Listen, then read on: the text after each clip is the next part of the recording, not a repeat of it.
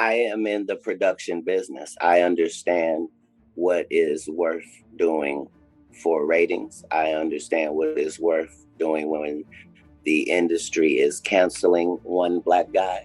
I know what happens when they are going to elevate another. And I know what happens when they don't care about either of them. This is how quarterbacking go. So the question is, hey, your quarterback just got sacked. Did we know we was fin to sack your quarterback? We absolutely did. It was a play, buddy. We've been rehearsing it, working it out, making sure that at some point, when you get to this level, we can make sure we knock you from a $20 million man to putting in the news that people won't hire you no more. Spoke to 50, and then she said 50, and this is exact words that came out her mouth. 50 does not determine what goes in and go out of this documentary. Every major scandal arrives wrapped in a version of events the public can easily digest, but media stories are rarely as simple as they appear. Over the years, Katt Williams has suggested that in the entertainment industry, outcomes often feel chaotic on the surface while decisions behind the scenes are far more calculated. The ongoing controversy surrounding sitcoms has sparked intense headlines, investigations, and widespread discussion, yet documentaries and news specials are ultimately curated productions shaped by editorial choices. Interviews are trimmed, perspectives are narrowed, and narratives are organized to fit a coherent arc.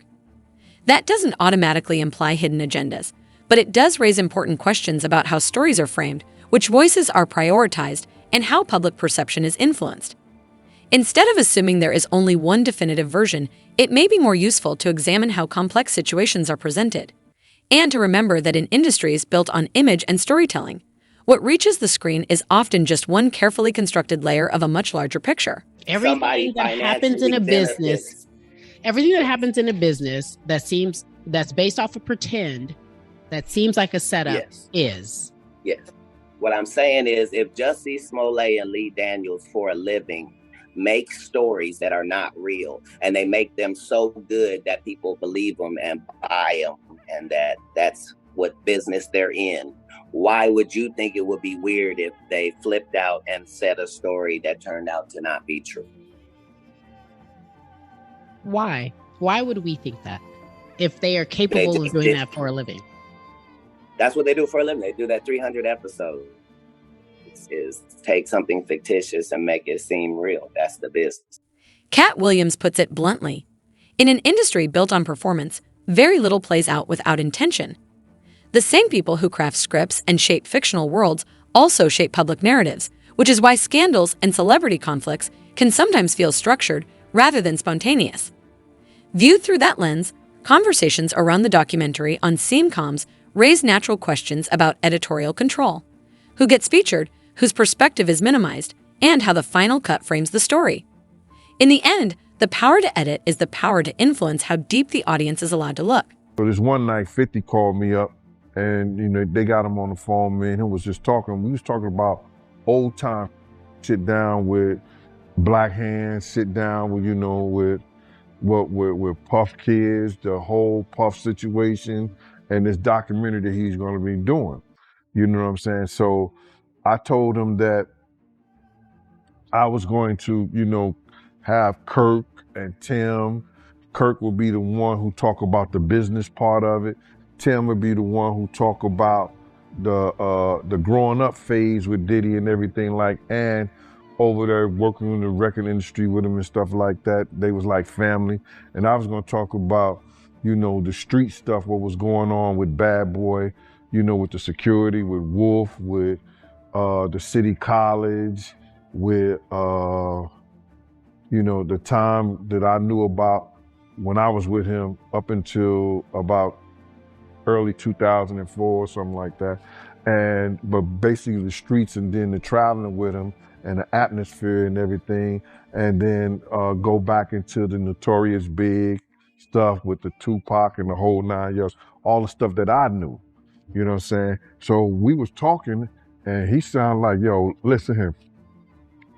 They gonna spare no expense with this whole documentary. According to Jin's account, it began the way many major industry projects do, with a call from producers.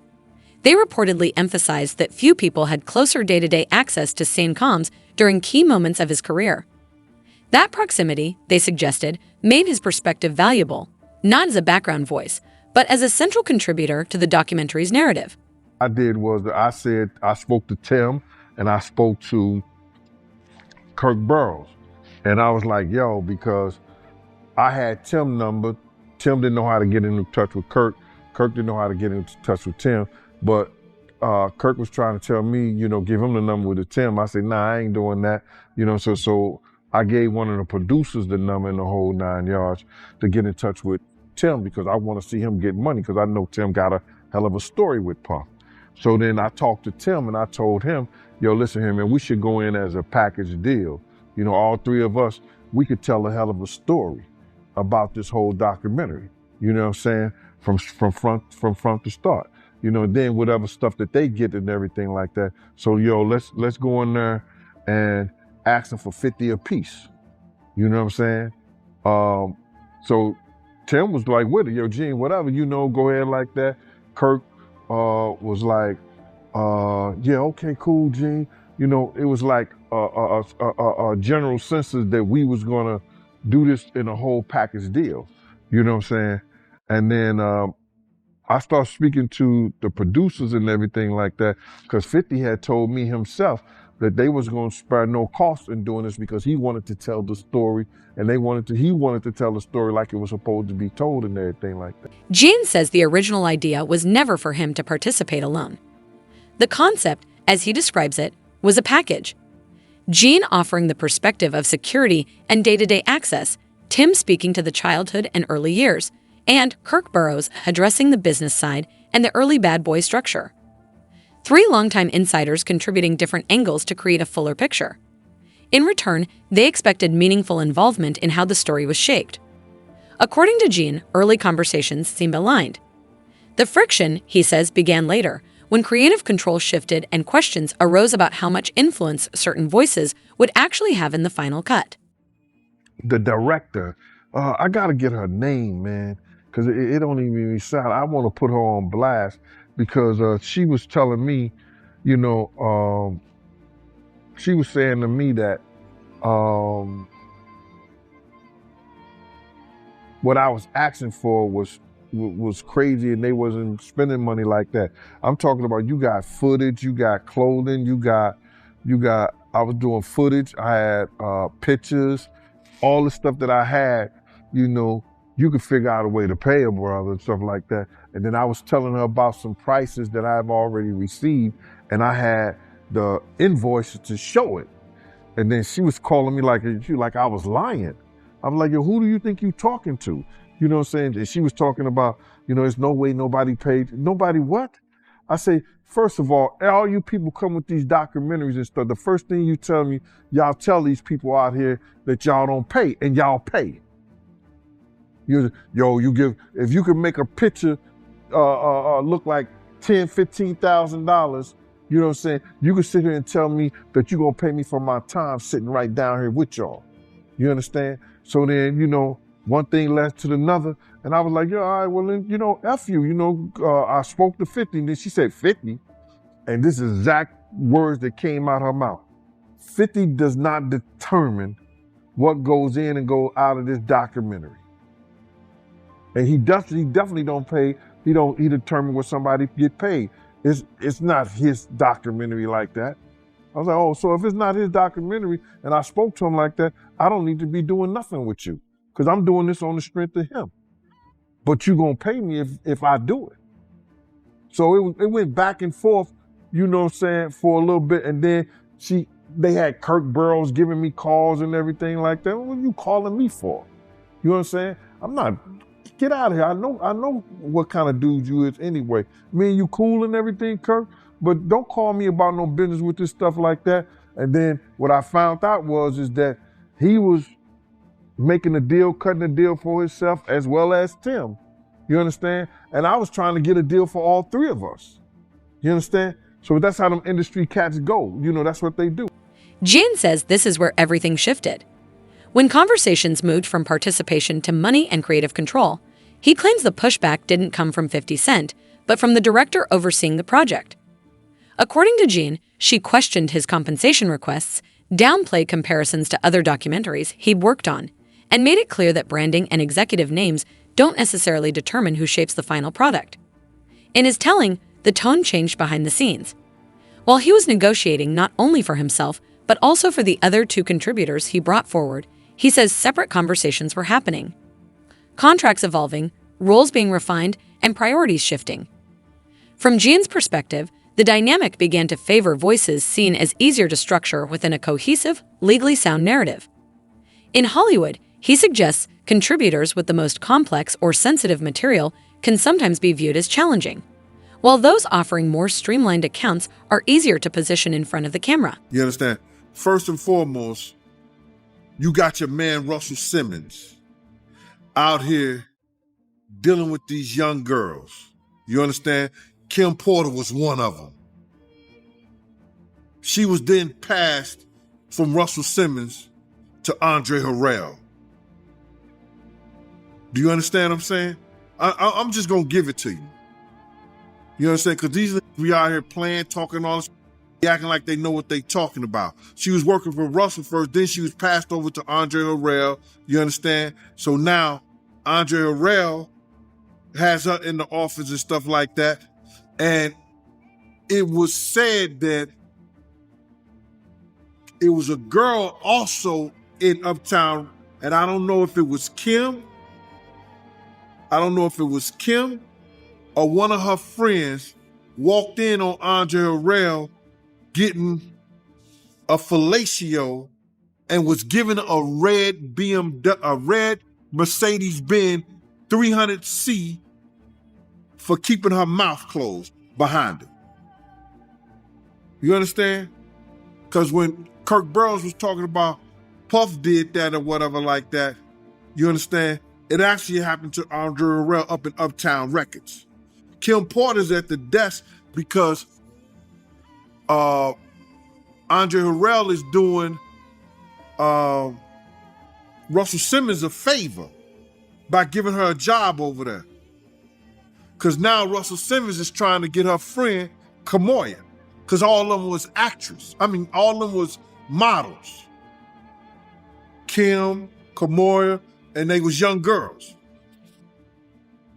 So now her and Al get together and everything like that. Check this out. Kim didn't get with Puff until Puff got his deal. Because you got to realize, Misa Kim was cool. Kim didn't get with Puff until after Puff got his deal. So all that, he got her from Al and stuff like that. Nah. She went with the money was, bro. She went with the money. And you could call it whatever you want to. You understand what I'm saying? That's how it was. Even the romantic narratives tend to get streamlined for drama. In some retellings, Sean Combs is cast as the villain who took Kim Porter from Al B. Sure, packaged almost like a soap opera subplot. But people who say they were close to the situation describe something far less theatrical, a relationship shaped by personal choices, ambition, timing, and the complicated dynamics of fame. Jane's perspective challenges the oversimplified stolen love storyline, suggesting that it endured not necessarily because it was accurate, but because it was dramatic and easy to market.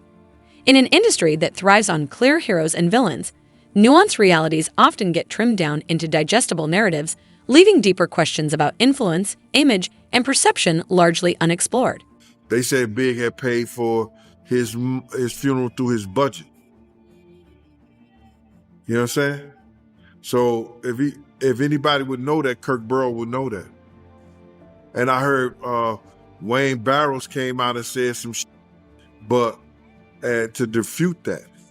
You know what I'm saying? But if Miss Wallace got a check and the check, if she got Biggie's, if they had Biggie's budget and that was taken out, money was taken out that budget for his funeral, he did use it. And if anybody knew that, Kirk Burrows would know that. It was his manager. Big had told me that he was going to get rid of them because they didn't know what they was doing before he died.